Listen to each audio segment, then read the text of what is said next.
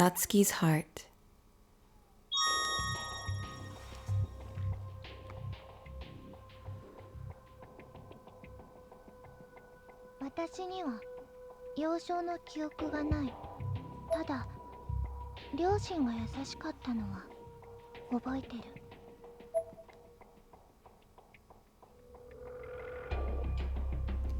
It was dusk, and the room was completely unlit.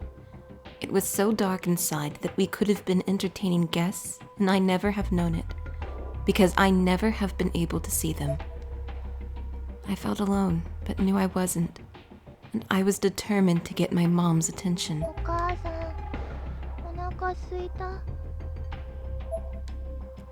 Assuming she hadn't moved since the sun had started setting, my mom was probably still sitting at our small kitchen table, leaning her elbows on it and cradling her forehead.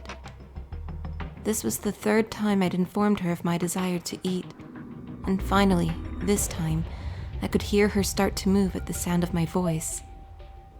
Though this was my home, it had always just felt like an empty void to me. And now it was more than just a feeling. I noticed my voice was echoing a lot more than it ever used to. All of our furniture was mysteriously disappearing day in and day out. Yesterday was the toaster. The day before was the piano. The day before that was our chest of drawers. And today was Dad. Where had Dad gone, I wondered. Mom's shadow moved slightly, silhouetted in a shade of black, only slightly different from the rest of the blackness around me. She extended her arm in my direction. Satsuki, gomenne. Her tone, like the house itself, was dark. Maybe it just sounded that way because of the general mood in the room. Hopefully that's all it was, I thought. Satsuki, gomenne. Suddenly, my field of vision shook violently and my surroundings began flitting by like shooting stars. Flashes of light were whizzing to and fro as the barely discernible ceiling pattern above me was phasing in and out of existence. The legs of the table I was sitting at began to melt away. I saw Mom's face for a moment, and then there was this strange march of frying pans flying through the air. Which was especially strange since we only owned one frying pan. My entire face began to swell and go into convulsions, and my ears were howling and ringing. I could barely hear anything anymore. The areas under my nose and ears were all wet and cold as well. Was that snot? Earwax? What was I feeling? Satsuki, gomenne. Gomenne. See? Whenever this happened, Mom would always hang back and rest her head for a bit, but would then hug me with the kindest, warmest, most sickeningly sweet embrace. That's why I love them. I love frying pans. I love what they represent to me. ごめんね。これしかないの。 Mom gave me some potato chips. They weren't exactly my favorite brand, so their flavor was kind of iffy, but it's the thought that counts, right? There were cartons and cartons of potato chip bags all throughout our house, and they were all for me. I was the only one who really ate them. And whenever I did, Mom would always seem to be a little happier for some reason. So frying pans were my favorite objects, and potato chips were my favorite food. さつき、3日後あなたに大事なお役目があるのよ。お役目って何？喜びなさい。あなたは大司教様の比類ない英知で生まれ変わるの。人間としてワンランク上に上がることができるのよ。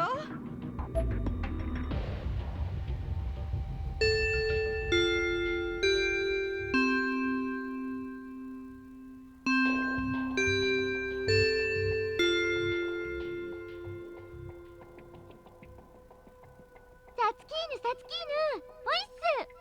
ああ、水原さん。 This was Haruo Mizuhara. I'd known her since grade school. I still wasn't sure how to react when someone called out to me, though, so I just stared at her blankly. 何？相変わらずあんたってネクラね。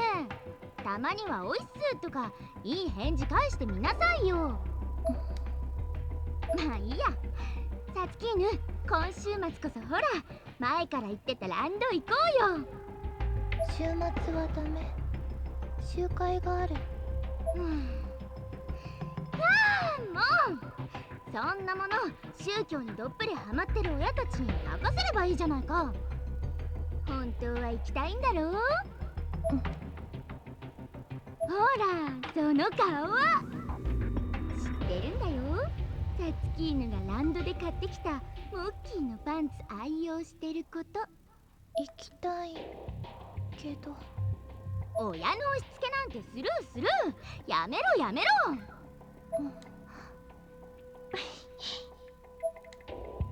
Mizuhara was genuinely really funny. She had a certain sense of timing about her that made it hard for me not to get sucked in. I didn't usually laugh as a rule, but this girl could really bring it out of me. まったくもう子供が親を選べたらいいのに。サツキーヌももっと明るく健康的にさ。その結構胸もある体で男子を脳殺とかしろよな。プリンプルーン。Later that day, Mizuhara had gotten into a car accident on her way home from school. Her jaw had shattered on impact, preventing her from ever smiling again. Oh, god damn, that's dark. Since then, she hadn't come to school a single time. あなたがサツキちゃんね。よく来たわ。えらい。本当にえらい。そんな若い美空で物の道理と自己犠牲の尊さを分かってる。素敵よ。I was brought to this suspicious place through some magic that obviously leaned a bit on the dark side. I remember I was really cold here since I was wearing nothing but a thin black robe. 目的も分からずに無感動に親の言うことをひたすら聞く。きっととってもいい子なのでしょうね。This was the headquarters of Martuba's tomb.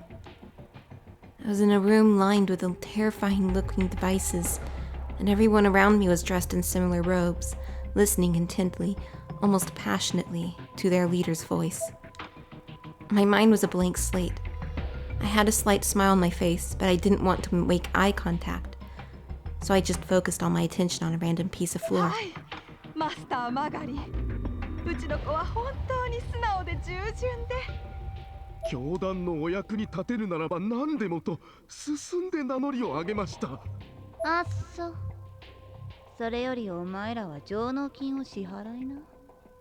どんだけ滞納してると思ってる。猫正月。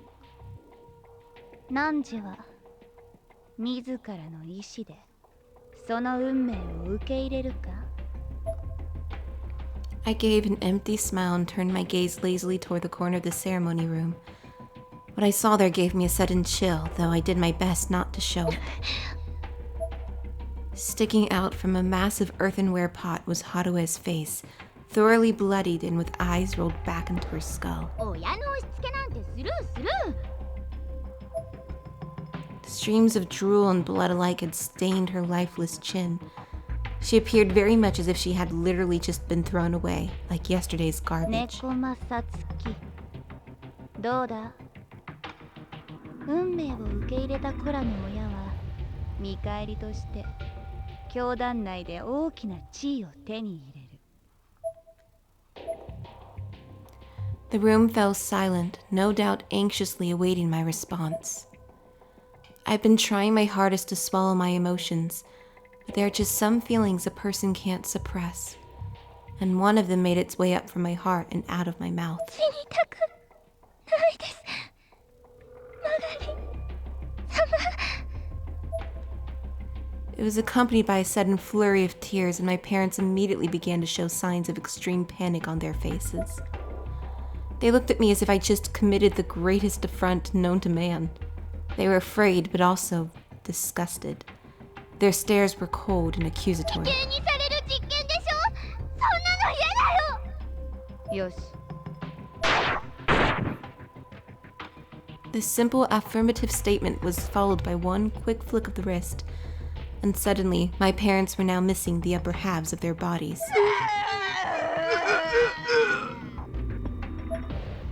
It required almost no effort. My parents each now lay in two pieces, making a squishy, slimy, awful sound as they died. さつき、その息やよしだ。友達の水原の分も生きろ。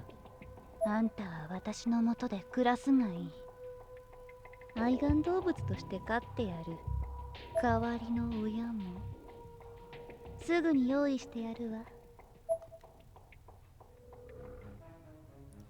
では心霊手術始めまーす。 I am Satsuki MIZUHARA, and I have just been born on this day.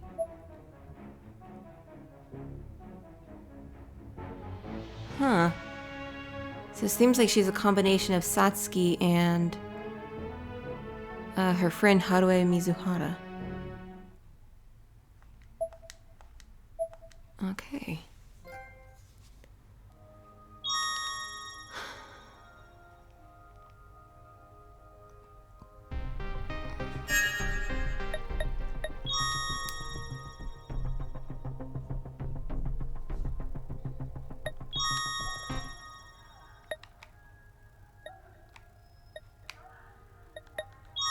Minasan, こんにちは。